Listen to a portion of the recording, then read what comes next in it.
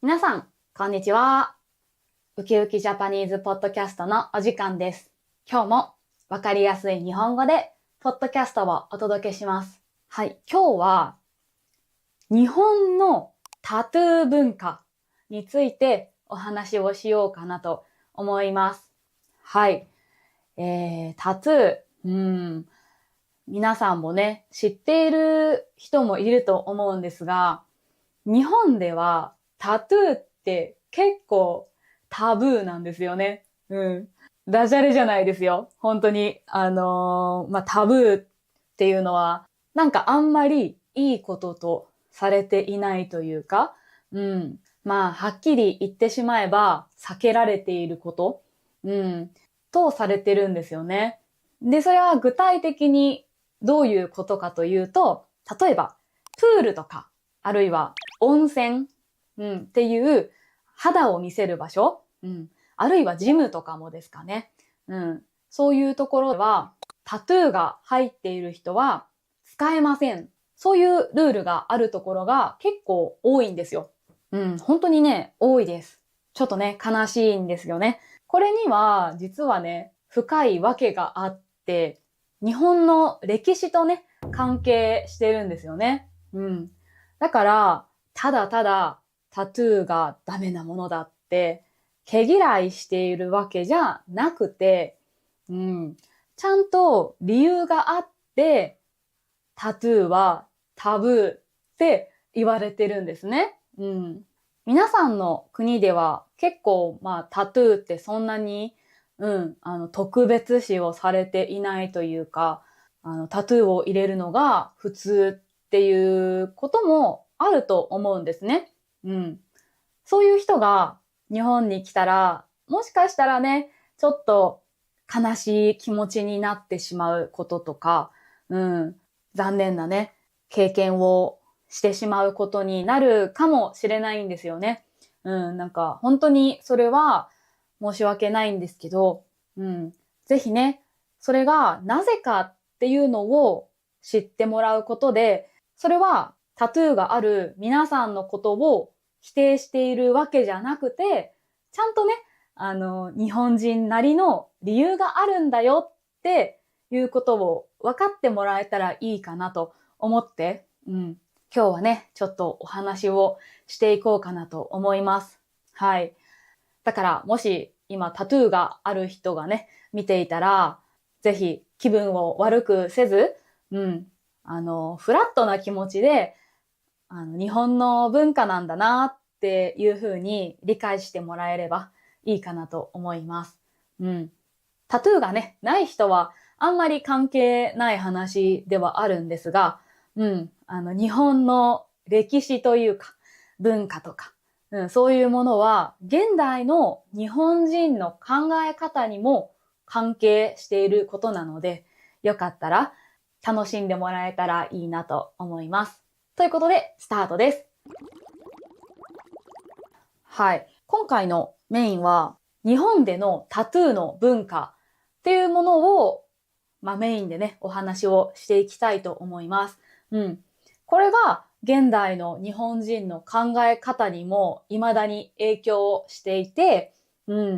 特に私の親世代までくらいはタトゥーって言ったら、本当にダメなもの、っていう風な認識がある人が多いと思います。まずね、日本の歴史を遡ると、実はね、日本ではタトゥーって歴史がすごく古いんですよ。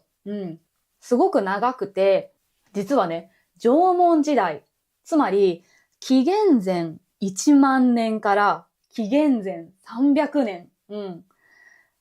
そんな昔には魔除けとか部族の証明という意味を込めて使われていたらしいです。ただね、今現代の、日本でタトゥーの印象が悪い大きな理由の一つとしては、江戸時代の初期からタトゥーは犯罪者の証として使われていたからなんですね。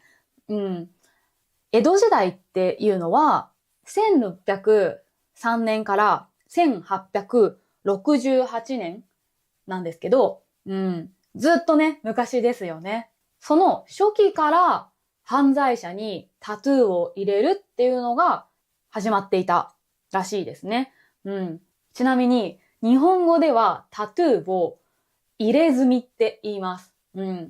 まあね、現代では入れ墨って言うと、もう本当にそれこそ印象が悪い、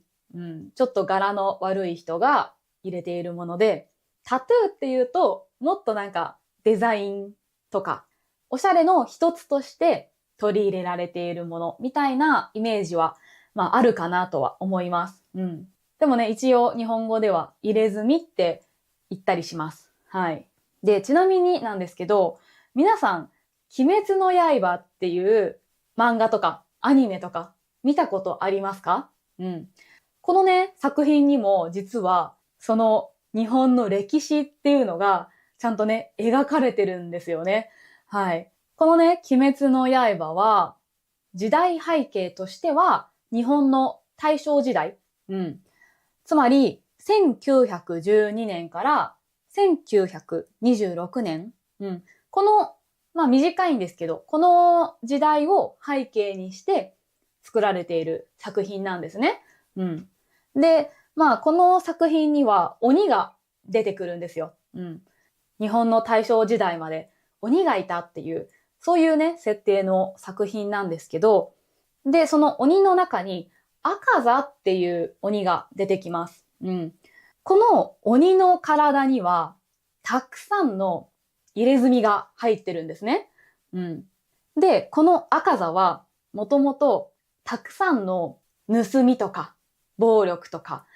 そういう犯罪を犯していた人だったんですね。で、そのね、彼が罪を犯すたびに入れ墨が増えてるんですよね。それが日本人はね、なんとなく知ってるから、スムーズに理解できるんですけど、皆さんはもしかすると、その文化を知らないから、あんまりね、ピンとこないかもしれないですね。はい。で、これがまさに日本のこのね、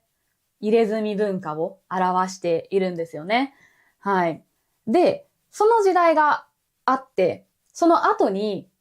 出てくるのが、ヤクザです。はい。ヤクザね、世界的にも有名かと思うんですが、ヤクザっていうのは、日本版のギャングかなと思います。まあ、ヤクザっていうのは、私たちが今生きている表の社会じゃなくて、裏の社会と呼ばれるところで生きている人たちですね。ヤクザものの映画とかって海外でもすごい人気みたいだし、多分ね、知名度が高いですよね。もしね、興味があるなら、牛島くんっていう映画を見てみることをお勧めします。はい。この作品はね、結構そういうヤクザとか裏社会について描かれている映画です。はい。日本でね、すごく有名なので、結構日本人なら見たことがあるんじゃないかなと思います。で、そのヤクザが入れ墨を入れていたんですね。以前の日本では。まあ今でもそうなのかもわかんないんですけど、なぜ入れ墨を入れるかというと、どうやら、自分は裏社会で生きていくんだ。もう表の社会とは縁を切って、もう戻ってこないっていうね、けじめとして消すことができない入れ墨を入れるようになったっていうのが、まあ歴史みたいですね。でね、このね、入れ墨が日本で悪いことと言われているのにはもう一つ理由があって、それは親からもらった体に傷をつけることだっていうふうに考えられているからですね。この考え方は実は入れ墨だけじゃなくて、例えば耳に穴を開けるピアスとか、顔の形を変える整形とか、そういうものも同じ理由で批判されることが結構あります。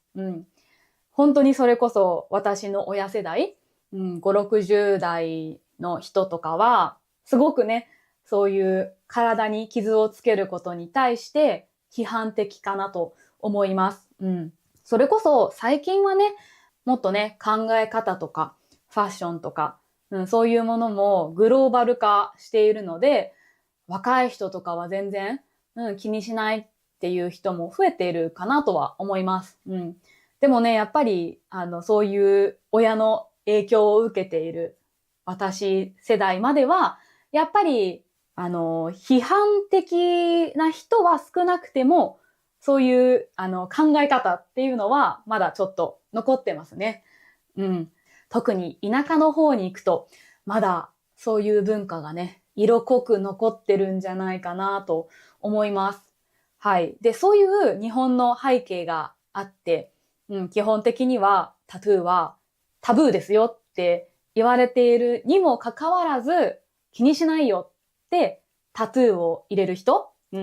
は、ちょっと日本社会の常識からはずれている可能性が高いって、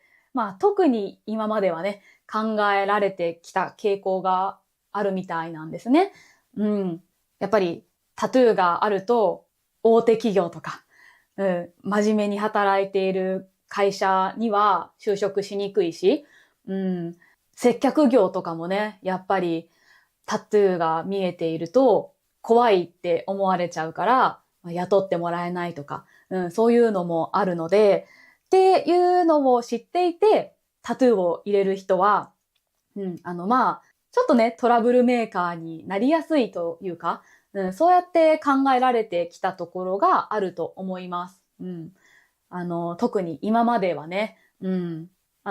実はヤクザって表社会ではそんなに目立って悪いこととかしないことが多いって言われてるんですね。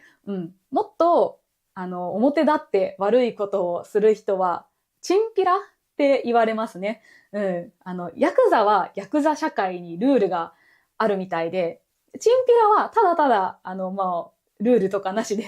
悪いことをしてしまう人たち。なんか、そういうイメージが一応あるんですけど、やっぱりチンピラみたいな、犯罪者予備軍と言いますか。そういう人たちは、やっぱりタトゥーが入っている可能性も高いということで、そういうトラブルは避けたいから。だから、温泉とかプールっていう施設は、もうそもそもタトゥーが入っている人は来ないでくださいっていう、そういう風なルールを作っていることが多いみたいです。はい。で、プラス、やっぱり、そういうね、日本ではタトゥーがタブーっていう、背景があるからこそ、例えば、同じプールとか温泉に入れ墨が入っている人がいたら、ちょっとね、周りのお客さんが怖いなって思っちゃうんですよね。あの人、もしかしてヤクザかなとか、チンピラで非常識なことをするんじゃないかなとか、なんか喧嘩をふっかけられたりしたら嫌だなとか、なんかそういうイメージがね、やっぱりできちゃうから、そうやってね、考えて怖がってしまうようなお客さんがいないように、そういうお客さんを守るためにも、タトゥーがある人は NG って言われることが多いです。でね、例えば皆さんは外国人だから、いやいや、そんな日本の歴史とは関係ないし、自分はヤクザでもチンピラでもなくて、ただのね、おしゃれとしてタトゥーを入れたんだとか、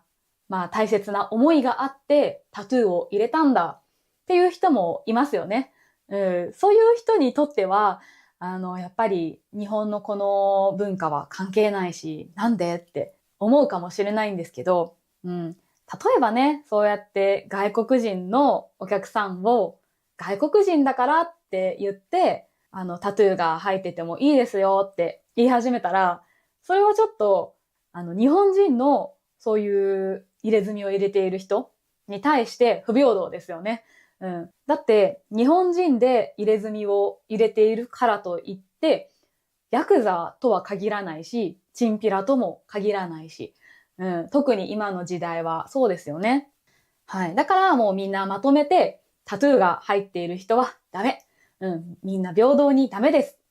はい。そういうふうにルールを決めている施設が多いんじゃないかなと思います。特にね、日本人はもうそういうふうになるって分かっていて、